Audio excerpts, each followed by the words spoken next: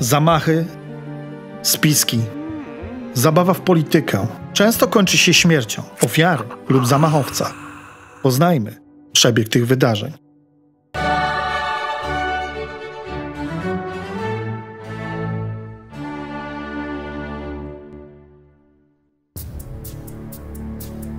Jest rok 1002. Umiera młody Otton III. Po walkach o tron władzę przejmuje jego stryj Henryk. Możni zjeżdżają się w Merseburgu, by złożyć hołd swemu panu. Pojawia się też Chrobry, który w trakcie walk o tron zagrabił ziemię. Żąda uznania nabytku, w tym grodów Miśni. Władca go zbywa. Łaskawie daruje mu tylko Lenno, Łużyce i Mińsko, a Miśnie oddaje komu innemu. Bolesław wyjeżdża. Jakiś tłum zagradza mu drogę. Chrobry zamiera. Margrabia Henryk, jedyny przytomny, posyła własnych ludzi do walki, chwyta Bolesława, wyważa bramę miejską i uciekając z pułapki, ratuje mu życie.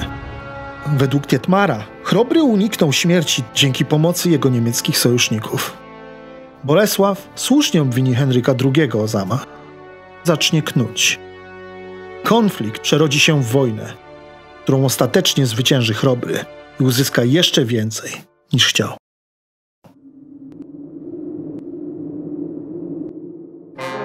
...304 lata później niekoronowany król Polski nie ma już tyle szczęścia. 3 ciosy sztyletem zadają mu śmierć. Z niewyjaśnionych motywów ginie Wacław III, przeciwnik Władysława Łokietka, ostatni władca czeski z dynastii rządzącej przeszło 6 wieków. –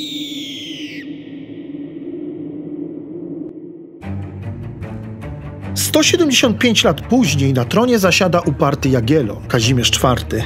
Długo poskramia panów polskich, nie chcąc potwierdzić ich przywilejów. Upartymi decyzjami robi sobie wrogów. W Kijowie mianuje swojego faworyta, rozsierdza Ruś. W 1480 zawiązuje się spisek. Król zostaje zaproszony na wesele, gdzie ma być składzony. Jednak Kazimierz nie jest głupi. W jego królestwie ściany mają uszy. Legenda głosi, że ostrzega go tapicer weselników. Jagiellończyk na wesele nie przybywa, jednak król nie wybacza. 2 niedoszłych zabójców pozbywa się głowy pod katowskim toporem, a jeden ucieka do Moskwy. Okrutność i upartość Jagiellończyka ostatecznie popłaca. Król ten, pokonując zakon krzyżacki, po 158 latach odzyskuje Pomorze Gdańskie i czyni z Jagiellonów potęgę ówczesnego świata. –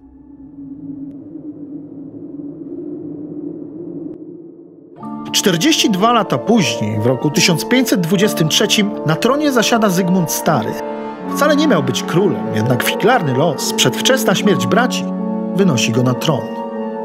Król przed snem lubi spoglądać na Kraków. Pewnego wieczora patrzy przez okno na swoje miasto. Strzała, wpada do komnaty i wbija się w sufit.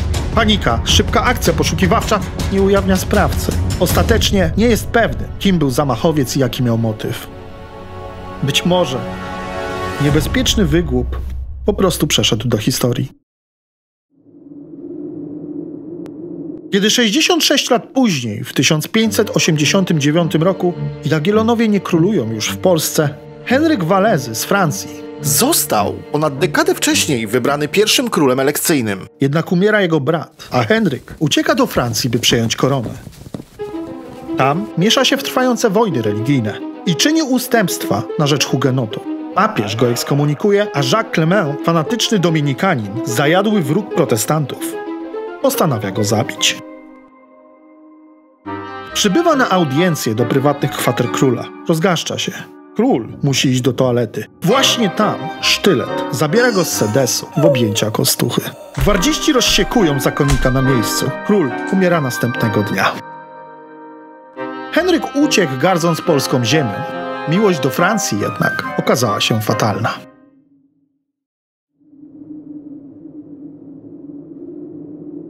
Nie mija nawet pół wieku. 15 listopada 1620 roku zapowiada się chłodno.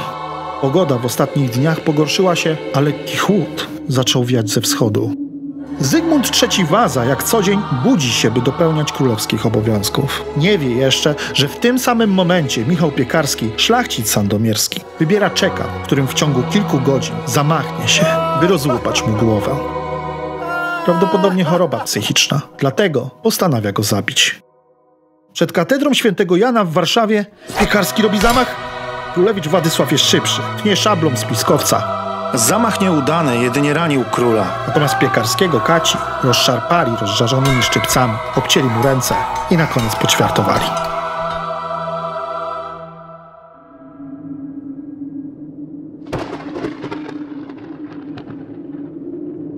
Przez kolejne 97 lat potęga Rzeczpospolitej przemija.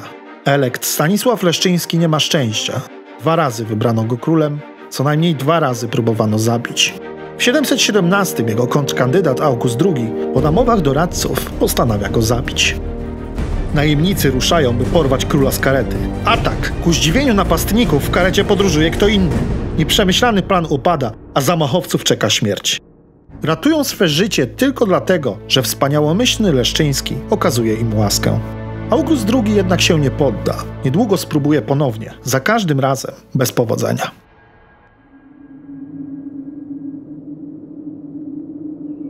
Pod koniec XVIII wieku Moskale panoszą się w Polsce. Stanisław August, król z mianowania carycy, wadzi niektórym. Konfederacja Barska, buntownicy przeciw Rosjanom, uznają króla za marionetkę i postanawiają dokonać zamachu. Warszawa huczy, król zniknął. 3 listopada 1771 roku na ulicy Miodowej uprowadzono króla. Ruszają grupy poszukiwawcze. Nie wiedzą, że spiskowcy pogubili się w lesie i król pozostał tylko z jednym z nich. Samotny Kuźma Kosiński postanawia uwięzić króla w młynie. Mijają godziny. Kuźma pilnuje. Król przekonuje. Przekonuje, żeby go wypuścił. Ostatecznie król zostaje uwolniony. Stanisław wraca na zamek. Oskarża przywódców, jednak prosi o wyrozumiałość dla wykonawców. Incydent niestety daje Moskalom kolejny powód do mieszania się w sprawy Rzeczpospolitej. W końcu Rzeczpospolita upada, a król abdykuje. Carowie koronują się, zagrabiając tron polski. Jednak o tym w innym odcinku.